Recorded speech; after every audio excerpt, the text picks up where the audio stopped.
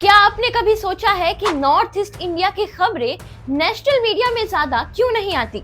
क्या ये सिर्फ एक टूरिस्ट डेस्टिनेशन बनकर रह गया है? और जब मणिपुर में हिंसा जैसी कोई बड़ी चीज होती है तब भी इसे वो अटेंशन, वो हाईलाइट क्यों नहीं मिलता जो मिलना चाहिए? कि रोड्स हो, कनेक्टिविटी हो या अनएम्प्लॉयमेंट, हर इशू पर अक्सर साइलेंस छा जाता है। आखिर ऐसा क्यों? क्या इंडियन पॉलिटिक्स में नॉर्थ ईस्ट की इम्पोर्टेंस कम है? आइए इसके पीछे की हिस्ट्री और आज की रियलिटी को समझते हैं। ब्रिटिश एरा के दौरान नॉर्थ ईस्ट को एक्सक्लूडेड एरियाज कहा जाता था, मतलब ये रीजन बाकी भारत से अलग रखा गया था। इंडिपेंडेंस के बाद भी इस रीजन को एक स्ट्रेटेजिक बॉर्डर जोन की तरह ट्रीट किया गया, जहां फोकस डेवलपमेंट के बजाय सिक्योरिटी पर था। एथिकल डाइवर्सिटी और ज्योग्राफिकल आइसोलेशन भी इन एरियाज के नजरअंदाज होने का कारण माने जाते हैं। यहाँ 200 से ज्यादा ट्राइब्स हैं जो अपनी यूनिक लैंग्वेजेस और कल्चर को रिप्रेजेंट करते हैं, लेकिन इस डाइवर्सिटी को सेलिब्रेट करने के बजाय इसे एक प्रॉब्लम की तरह देखा गया। लेकिन क्या हुआ? इसे कॉम्प्लिकेटेड और अलग समझा गया, जिसका रिजल्ट आज हम सब देख सकते हैं। इंडियन गवर्नमेंट ने नॉर्थ ईस्ट को एक सेंसिटिव इलाका मानकर यहाँ का डेवलपमेंट तो छोड़िए, इनकी प्रॉब्लम्स पर तक ध्यान नहीं दिया। यहाँ की रोड्स और रेल कनेक्टिविटी भी देश के बाकी पार्ट से काफी वीक है। बात करें प्रेजेंट सिचुएशन की, तो पॉलिटिकल लेवल पर नॉर्थ ईस्ट को हमेशा साइडलाइन किया गया है। लोकसभा में नॉर्थ ईस्ट के 8 स्टेट्स के सिर्फ 25 सीट्स हैं, जबकि उत्तर प्रदेश अकेले 80 सीट से रिप्रेजेंट होता है।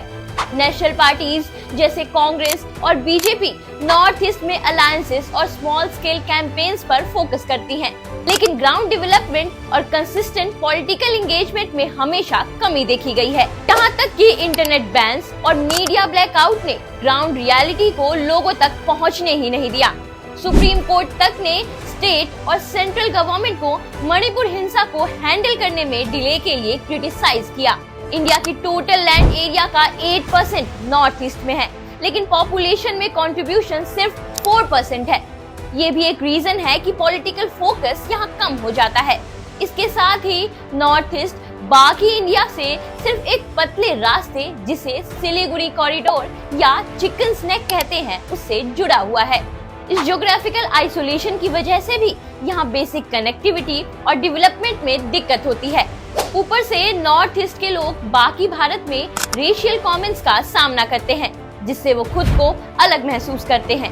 ये बातें यही बताती हैं कि बड़े स्टेट्स के मुकाबले नॉर्थ ईस्ट की इम्पोर्टेंस बहुत कम है। क्यों हर बार जब नॉर्थ ईस्ट में हिंसा होती है तो लोग सिर्फ सोशल मीडिया तक ही सिमट कर रह जाते हैं? ये सवाल हम सभी को खुद से भी पूछना चाहिए।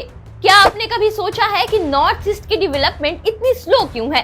क्या इसका रीजन सिर्फ यहाँ की ज्योग्राफी है या कुछ और? आज भी कई स्टेट्स में बेसिक रोड्स और कम्युनिकेशन सिस्टम नहीं है।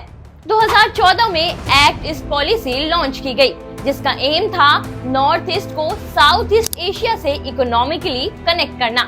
लेकिन रिपोर्ट्स दिखाती हैं कि इस पॉलिसी के तहत कई प्रोजेक्ट्स स्लो प्रोग्रेस में फंसे हुए हैं। तो अब क्या किया जा सकता है? सबसे पहले इंफ्रास्ट्रक्चर डेवलपमेंट, रोड्स, रेलवेज और इंटरनेट कनेक्टिविटी इंप्रूव करना सबसे जरूरी है। इक्वल रिप्रेजेंटेशन, नॉर्थ ईस्ट की आवाज को नेशनल प्लेटफॉर्म्स पर ज्यादा जगह मिलनी चाहिए। Cultural integration, schools, media, films और गवर्नमेंट प्रोग्राम्स के जरिए नॉर्थ ईस्ट के कल्चर को प्रमोट किया जाना चाहिए। नॉर्थ ईस्ट सिर्फ हमारा बॉर्डर नहीं, हमारी स्ट्रेंथ है। इसे नजरअंदाज करना सिर्फ नॉर्थ ईस्ट के लिए नहीं, पूरे देश के लिए नुकसानदायक है। इस वीडियो को शेयर करें ताकि ये इम्पोर्टेंट कॉन्वर्सेशन आगे बढ़ सके। Remember, neglect ends where awareness begins. North East matters, and it's the time we all say it aloud.